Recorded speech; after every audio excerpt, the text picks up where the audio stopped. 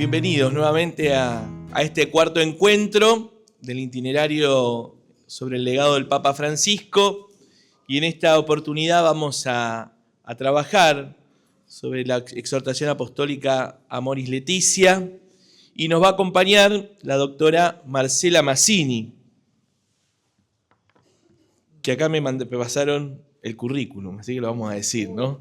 Tantos años. Fue profesora mía, ¿no? Y yo era muy buen alumno.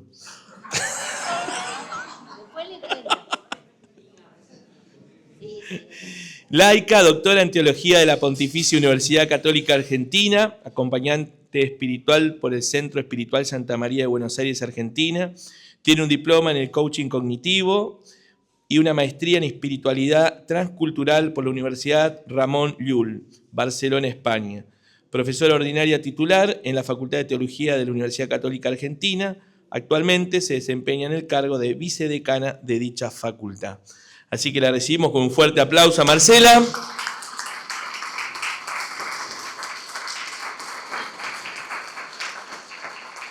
Además, acompañó también todo el proceso sinodal de Amoris Laetitia en Roma, convocada por el Papa Francisco. Así que para nosotros es una alegría y un honor tenerte, porque sabemos que es un documento que lo tenés muy trabajado y sobre todo es el centro también de todo lo que vos al menos nos enseñaste, ¿no?, en la cátedra de matrimonio en la facultad. Así que muchas gracias, y gracias también por aceptar venir a compartir con nosotros.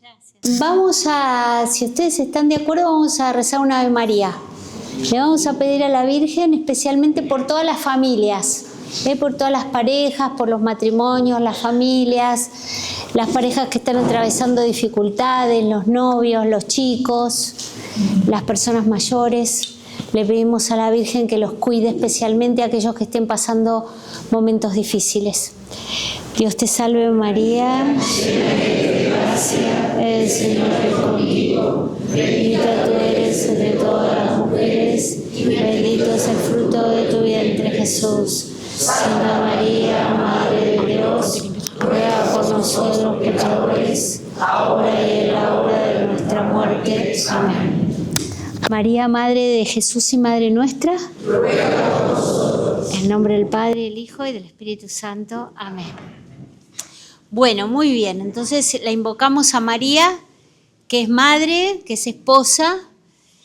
Y más que nada lo que vamos a hacer hoy es compartir este documento, Amoris Laetitia, contarles un poco como dijo el padre, la génesis de este documento que nace del Sínodo de la Familia, que se hizo en 2015, el documento este es el del 2016.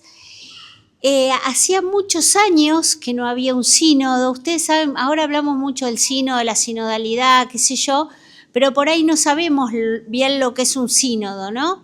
Miren, el primer sínodo de la Iglesia, ustedes lo tienen en los Hechos de los Apóstoles, cuando se juntan Pedro y Pablo a ver qué hacen con los cristianos que no vienen del judaísmo, ¿sí? Si los tienen que hacer circuncidar o no. Es decir, es una práctica que está desde los comienzos de la Iglesia para discernir cuestiones importantes que hacen a la vida de la Iglesia. Se hicieron muchos, se hicieron durante muchos años, durante un tiempo no se hicieron y hace 60 años, un poquito más de 60 años, Pablo VI dijo: vamos a volver a hacer sínodos sobre temas que nos importan, nos preocupan, nos preguntamos cómo hacer, bueno. Y el Papa Francisco cuando llega dice: tenemos que hacer un sínodo sobre temas de familia, porque el último había sido en 1980 y había la exhortación posinodal, digamos, el documento de ese sínodo había sido Familiaris Consortio. Entonces ya en el año 2014, 2015, leíamos Familiaris Consortio y no es que la familia, tenemos otra idea de familia, pero sí las familias concretas han cambiado mucho, las configuraciones familiares, ¿no? Cómo eran, si pensamos cómo era la familia de nuestros abuelos, de nuestros padres, la nuestra, la de nuestros hijos, cómo se constituyen, vemos que son muy distintas. Ni bien empezó el sínodo, apareció, y siempre los sínodos parten de un documento preparatorio que está armado con lo que piensa la gente en todo el mundo sobre un tema, concretamente aquí sobre el tema de la familia. Y en ese documento preparatorio lo primero que pasó, lo primero que vimos, era que las familias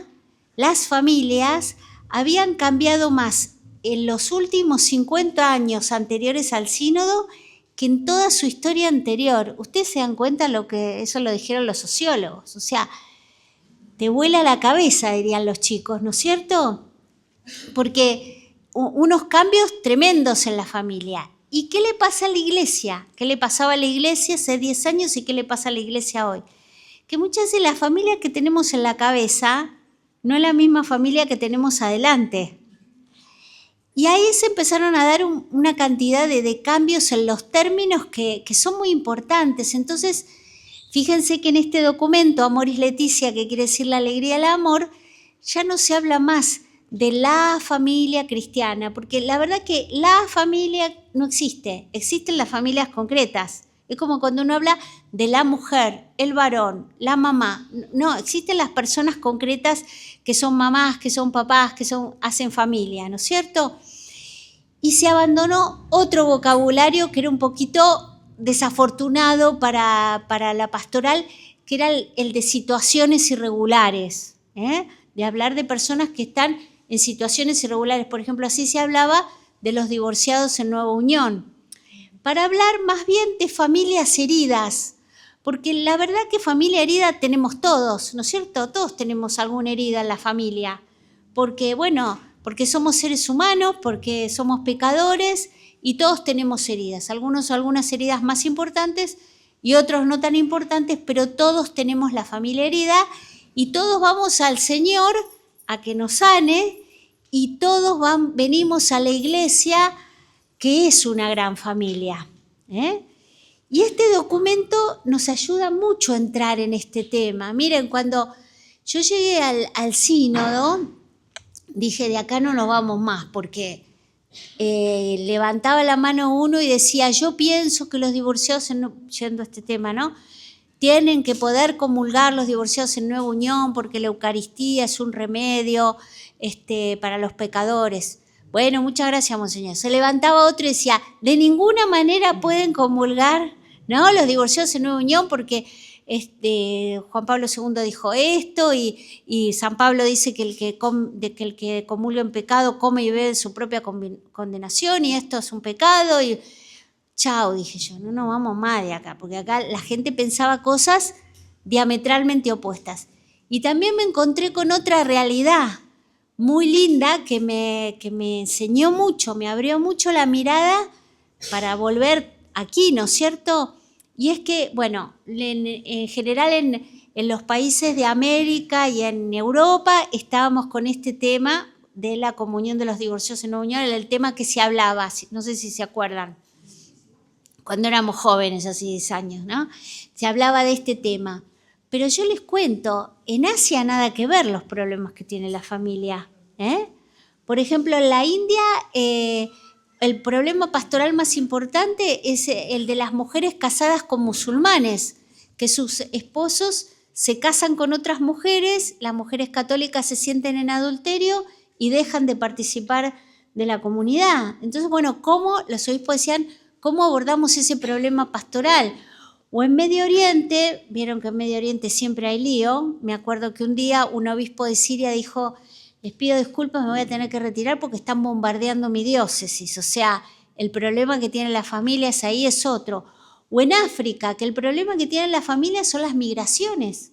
Entonces los chiquitos quedan en África con los abuelos, con otras personas, y los padres emigran y muchas veces no se vuelven a encontrar nunca más. Si sobreviven en toda esa migración y además cosas tremendas que suceden mientras la gente migra, especialmente cuando anda floja de papeles, ¿verdad? Trata de personas, campos de refugiados, bueno, miles de historias donde uno dice, pará, las familias atraviesan un montón de situaciones, ¿no? O, por ejemplo, una consagrada que trabajaba con mujeres de pueblos originarios del Congo que ella me explicaba que él enseñaba el método de planificación natural a las mujeres, ¿no es cierto? Y yo decía que no sabían leer ni escribir. Y yo decía, uy, pero esto que me parecía que era una cosa como muy conservadora, como antigua. Y después, conociéndola a ella y hablando con ella, ella me fue explicando que para la forma de concebir la vida en África, la gente siente que si se separa de los ciclos de la naturaleza se muere, porque se entienden ellos mismos como una sola cosa con la naturaleza. ¿Se dan cuenta? Entonces esta mujer no era conservadora, era una mujer que sabía leer la realidad que tenía delante, ¿no es cierto? Entonces ahí uno se da cuenta que vive en un frasco de mayonesa, digamos, ¿no? O sea, que tu realidad es una realidad así chiquita que convive con un montón de situaciones que hay que aprender a leer. Y entonces me traje esto sobre todo de vuelta, ¿no es cierto? Para pensar la familia, para pensar la pastoral familiar, pensar nuestras realidades, dialogar con nuestros hijos, con nuestros jóvenes. Las familias atraviesan muchas situaciones que hay que aprender el Papa, ¿no es cierto? Porque vuelvo a mi cuento anterior de cómo se pusieron de acuerdo. Bueno, el asunto es que se pusieron de acuerdo, ¿no?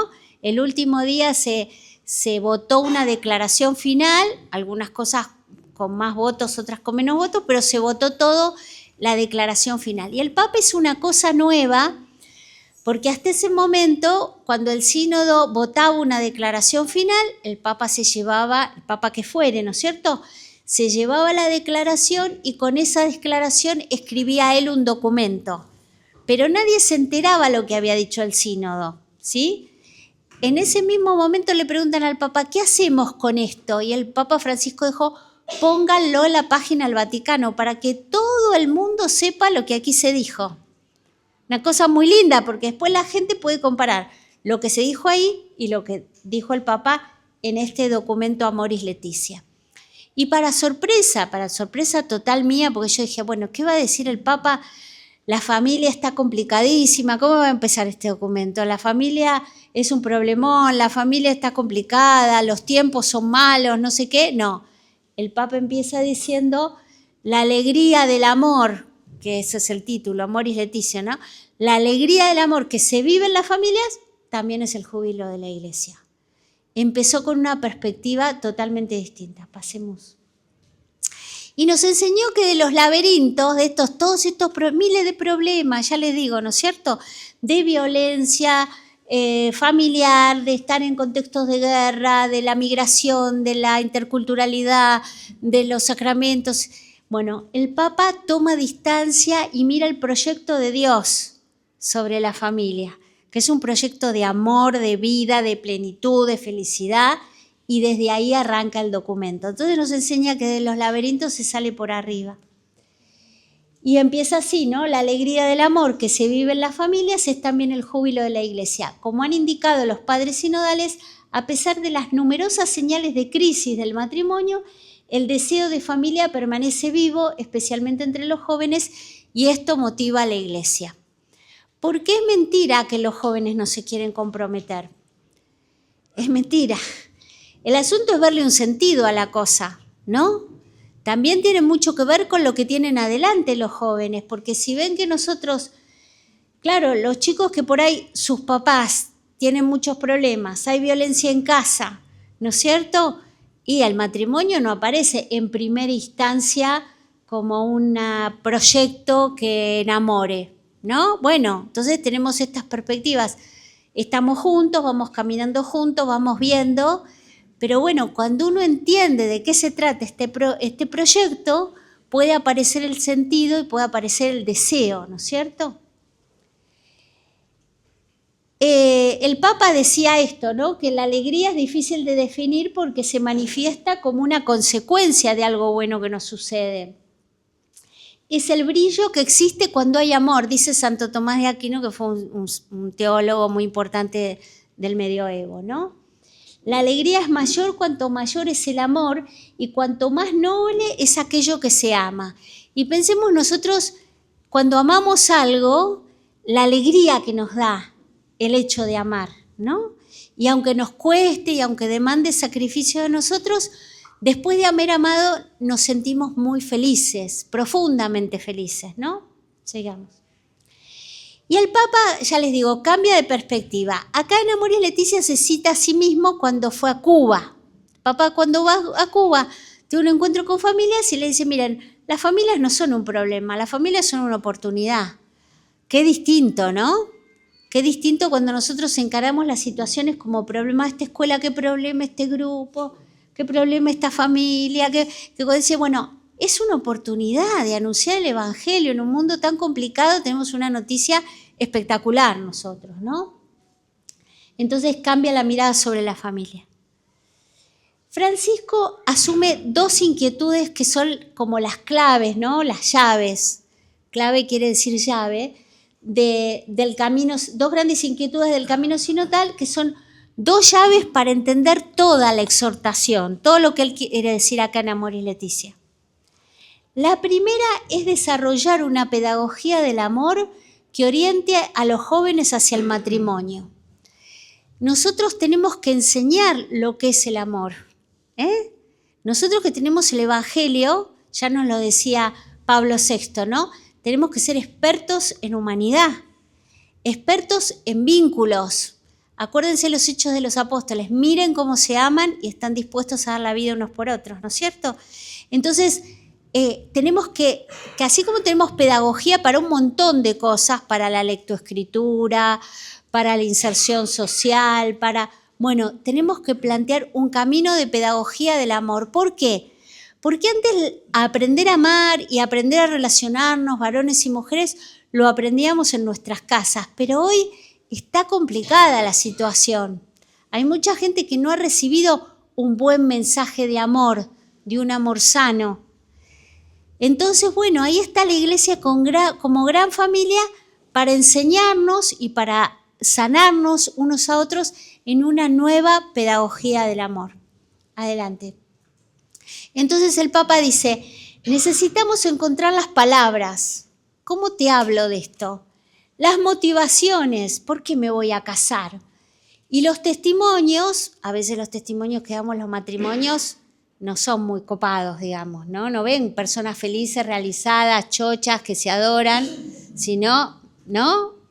Eso no le da gana a los chicos de casarse.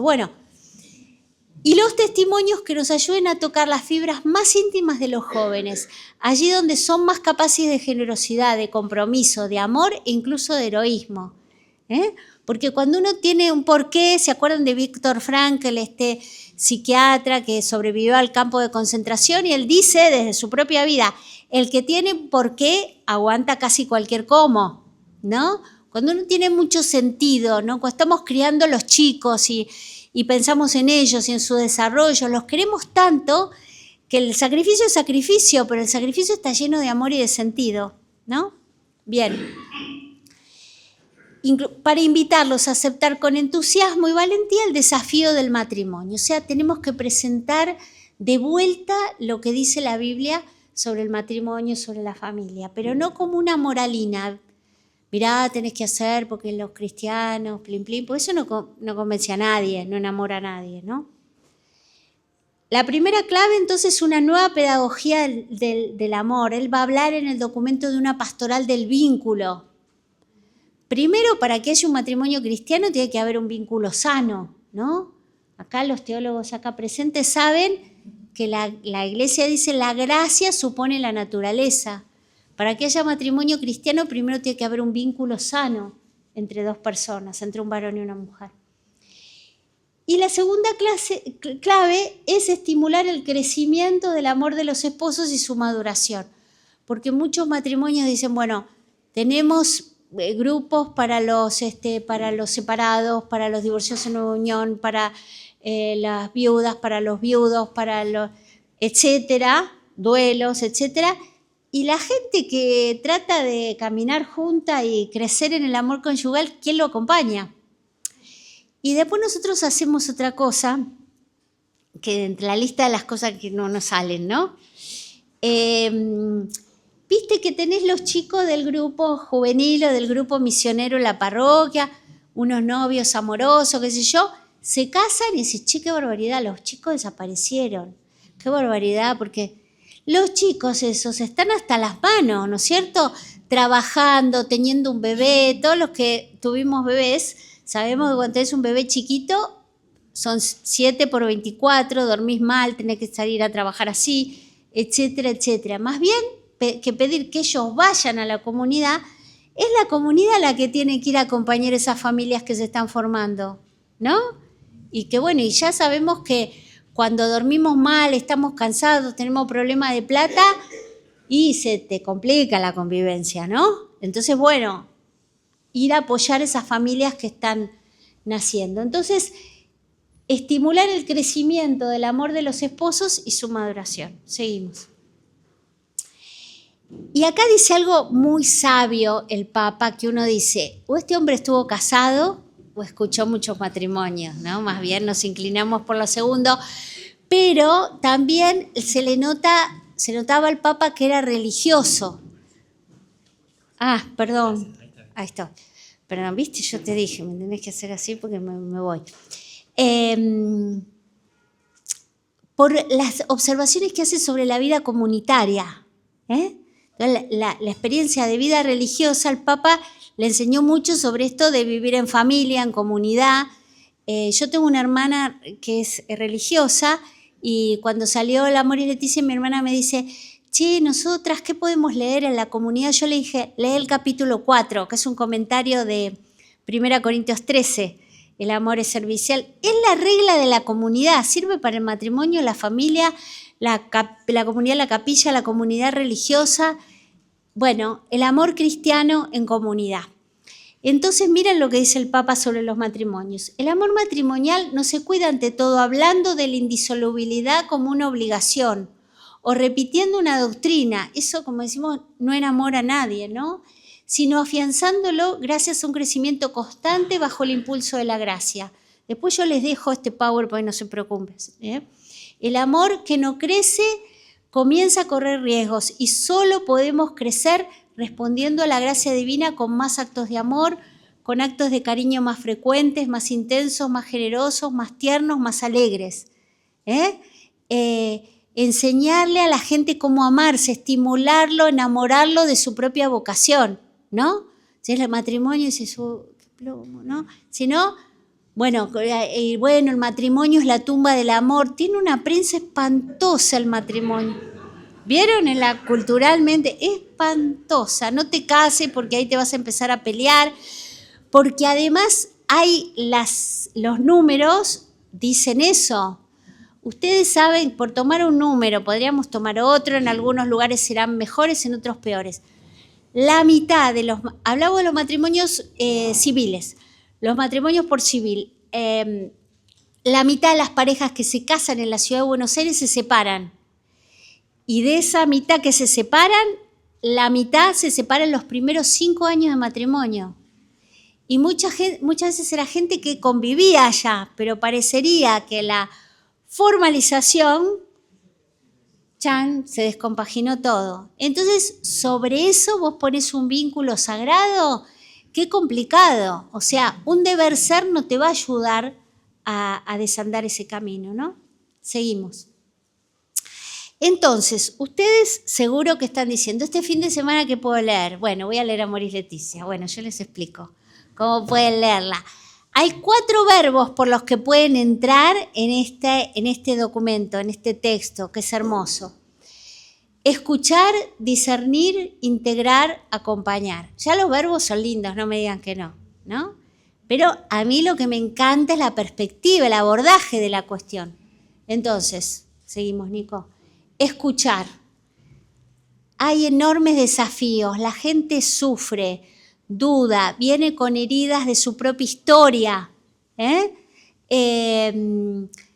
vas a hacer? ¿Le vas a repetir un reglamento? No, lo primero que tenés que hacer es escuchar, dice el Papa. Tenemos que escuchar. Frente a los grandes desafíos, a la diversidad de situaciones, la Iglesia ha comprendido algo muy importante. Comprendimos que no comprendíamos. Ya darse cuenta que uno no entiende es una gran cosa, porque si uno piensa que entiende y en realidad no entiende, vamos por mal camino, ¿no? Que la familia, como les decía, que teníamos en la cabeza no era la familia que teníamos delante. La familia ha cambiado mucho, tenemos que escuchar para entender. Es un giro eclesial entonces. La iglesia reconoce que no se trata solo de hablar, sino primero de escuchar y después de anunciar el Evangelio. Si nosotros lo vemos a Jesús, pensemos en cualquier encuentro, con Zaqueo, con la samaritana. Jesús le dice, venga señora, que yo le voy a explicar.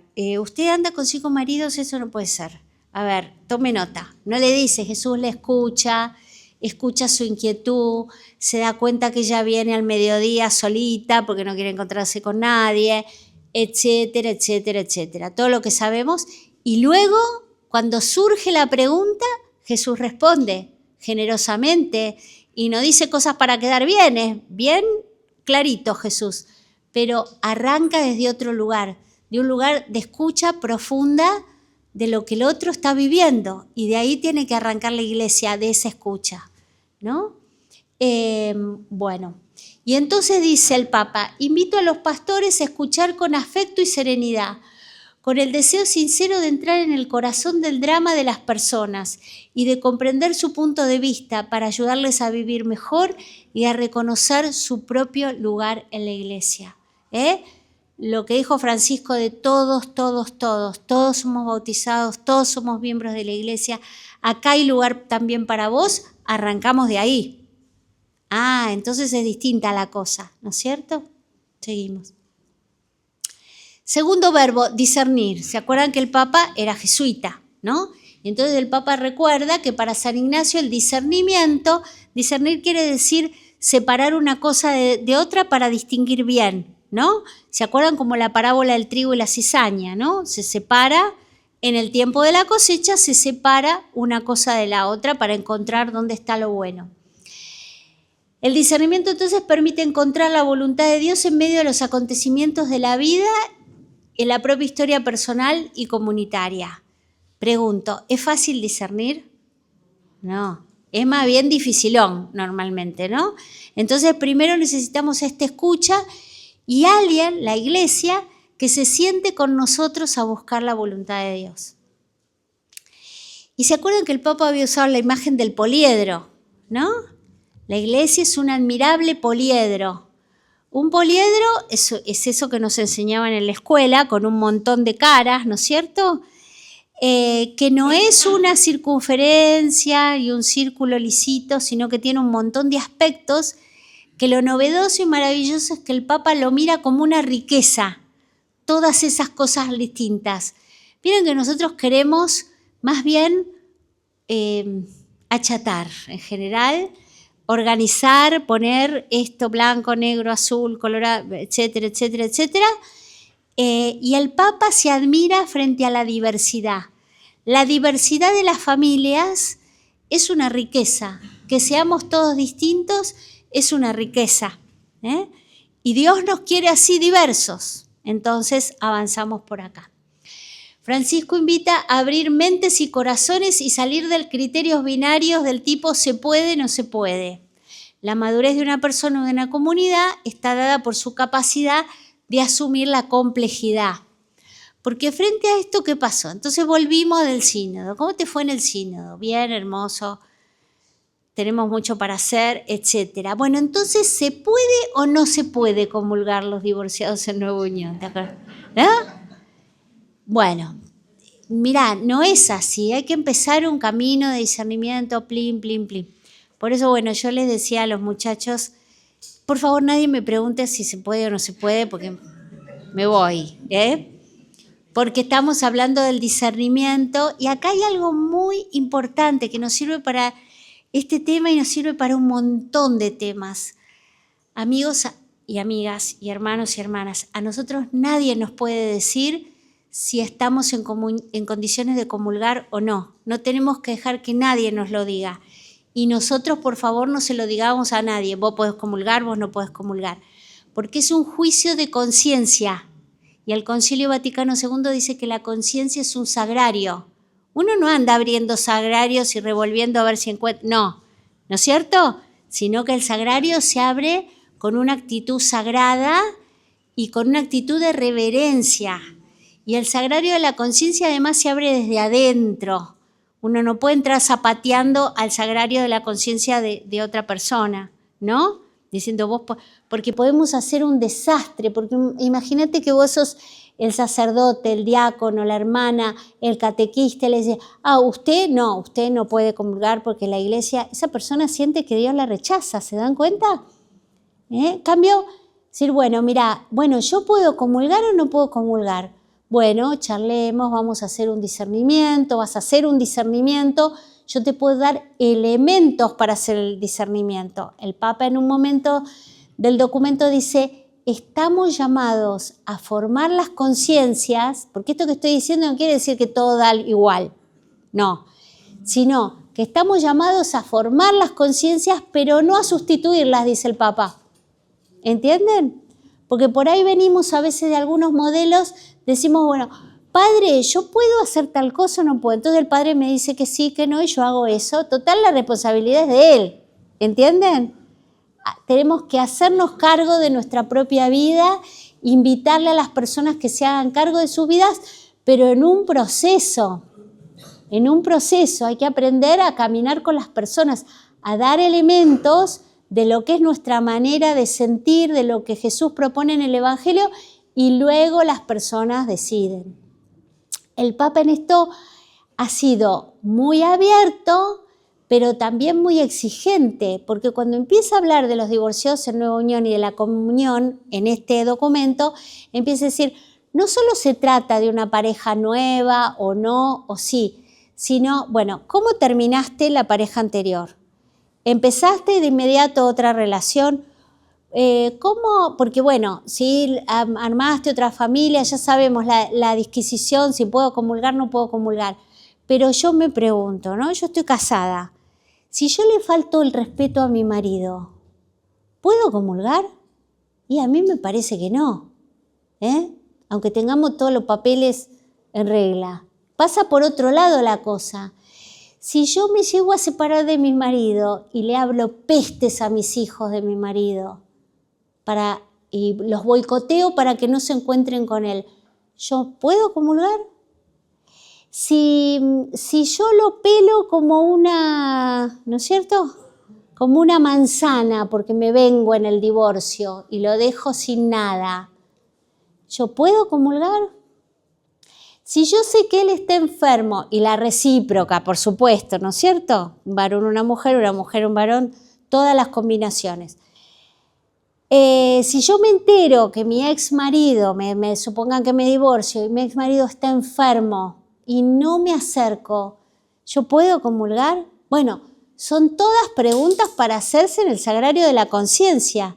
Pero la norma es la caridad. Y aunque estemos casados, recontra casados, y no tengamos ninguna intención de separarnos, lo mismo con los hijos. Si yo a mis hijos los maltrato, si les falto el respeto, si no los cuido, ¿puedo comulgar? Y no puedo. ¿Se dan cuenta?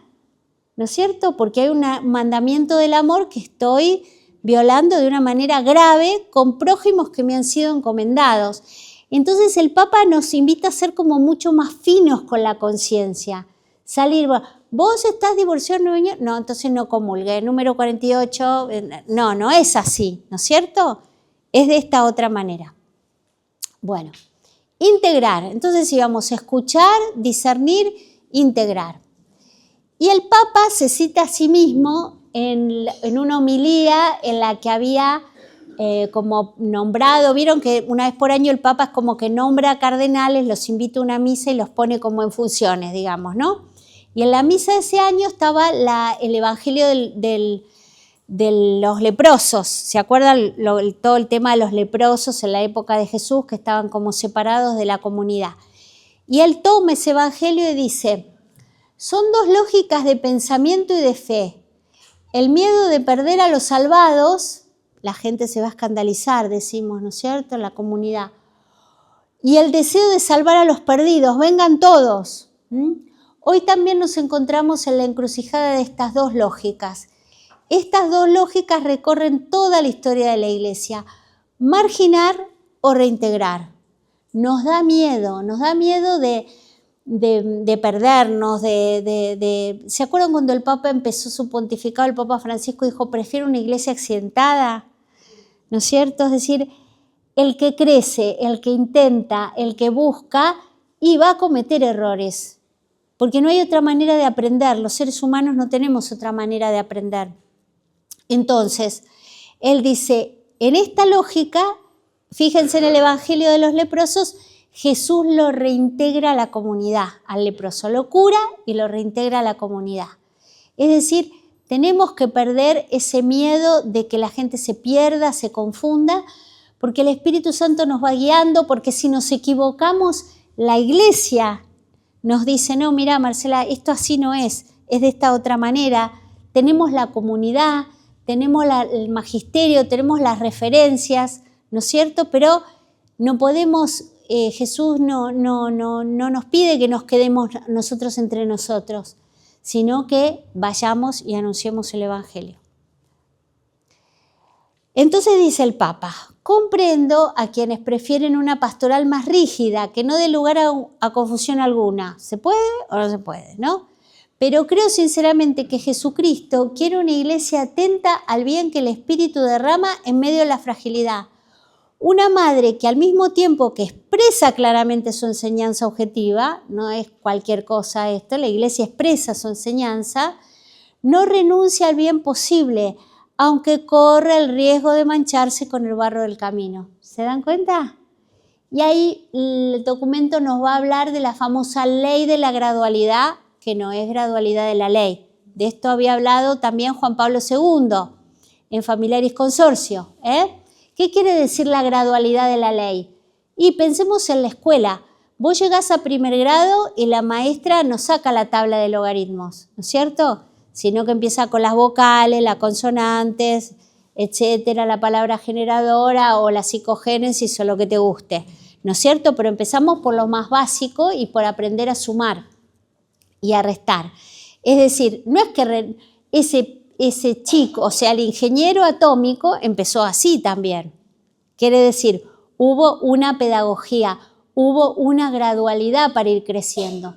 Entonces, si viene alguien que está muy alejado de este ideal, nosotros no le podemos plantear el primer día el ideal absoluto porque te va a decir, te agradezco en el alma, pero yo esto no llego ni a palo, ¿no es cierto?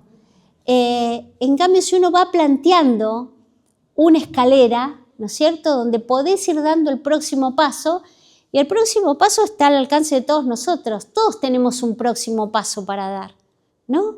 Bueno, ley de la gradualidad, que no es gradualidad de la ley. Quiere decir, no es, mirá, como ser ingeniero atómico es muy difícil, le vamos a dar a todo el mundo el título, ¿viste?, para que estemos todos contentos. No, vas a plantear un sistema educativo que le permita a la gente ir avanzando poco a poco y llegar al máximo que pueda llegar. Eso es la ley de gradualidad. No es a bajar el ideal, sino construir una escalera para alcanzarlo. Cuarto verbo, acompañar, que podría ser el primero también, junto con escuchar. Porque acompañar, podemos acompañar siempre. La iglesia tendrá que iniciar a sus hermanos, esto es de Evangelii Gaudium, sacerdotes, religiosos y laicos en este arte del acompañamiento, para que todos aprendan siempre a quitarse las sandalias ante la tierra sagrada del otro. Ministerio que se manifiesta transformador, esto me encanta, en el ritmo sanador de la proximidad.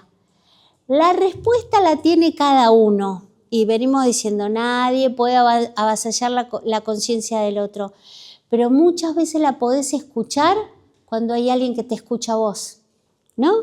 Y se pone a tu lado y te pregunta y palpita con vos tus dificultades y va haciendo camino, y ese ritmo de la proximidad es un ritmo que sana. La lógica de la integración de estas situaciones más difíciles es la clave de su acompañamiento pastoral de la iglesia, ¿no? Entonces, para que todas las personas sepan que pertenecen al cuerpo de Cristo, que es la iglesia, que lo sepan y además tengan una experiencia feliz y fecunda. El Papa dice, aspiro a eso también. Seguimos. Entonces yo les quiero mostrar poquito para redondear y para que ustedes tengan como un mapa para meterse en el documento, ¿no? El índice de este documento. Miren, el esquema de este documento no se parece a nada, a ningún documento de la Iglesia. Porque en la pastoral, en la doctrina social tenemos el ver, juzgar y actuar, en otros documentos tenemos escritura, tradición, magisterio, actualidad. No, Papa Francisco no. Entra y sale de la realidad. Entonces se empieza con la palabra de Dios, ¿no? Empieza con a la luz de la palabra y dice una cosa preciosa. Dice, la Biblia es un libro de familias en crisis. ¿Y no le parece que es tal cual? O sea, la Biblia arranca, ¿no? Con una pareja que se miente y un muchacho que mata al hermano. O sea, más disfuncional esa familia no puede ser, ¿no es cierto? Y así, o sea, si uno ve la genealogía de Jesús, había gente muy santa, pero había gente que era un desastre, ¿no? Y la historia de la Iglesia, que es la historia nuestra, es una historia que por momentos te da vergüenza, ¿no? Como decir, ay, mi familia es media caótica. Bueno, entonces el Papa dice, bueno, pero ¿cuál es la buena noticia acá? No decimos, ay, qué campeón, mató al hermano. No, es un error que haya pasado eso. Lo que es maravilloso es el perdón de Dios, que no nos cansamos de hacer macanas y Dios no se cansa de perdonarnos y volver a enseñarnos y volver a explicarnos, ¿no es cierto? Y volver a acompañarnos. Entonces, la Biblia es un libro de familias en crisis. Bueno, segundo capítulo, realidad y desafíos de la familia. Empieza a hablar de una cantidad de desafíos que tiene la familia hoy que vamos a reconocer. Tercer capítulo, la mirada puesta en Jesús, la vocación de la familia. Muchos decían, perdón, ya vuelvo, el Papa cambió la teología del matrimonio y la familia. No, para nada. El Papa vuelve, recuerda todo el magisterio anterior sobre el matrimonio y la familia, recuerda el ideario. ¿Viste como cuando en una institución tenemos un ideario? Recuerda nuestro ideario, ¿no? En este capítulo 3. Luego viene el corazón del documento. Vieron que después, o sea, todo el mundo fue a lo picante, que era el capítulo 8, pero el Papa, cuando habla de este documento, dice el corazón del documento son el capítulo 4 y 5. El capítulo 4 es el amor en el matrimonio, que es, ya les digo, un exégesis, un análisis de la escritura de 1 Corintios 13, ese texto, el amor es compasivo, servicial, ¿se acuerdan? Eso que yo le recomendé a mi hermana, la monja. Bueno, pero de una manera, analizada de una manera que la podemos llevar muy a nuestra vida, que nos ilumina mucho nuestra vida. El capítulo 5 es los hijos, porque el proyecto cristiano de familia es como el combo que viene con papas, bueno, es matrimonio y familia. Son los hijos, es la dimensión de la fecundidad, de los hijos biológicos y de los hijos también que tenemos en nuestra fecundidad pastoral, desde ya las personas que adoptan hijos.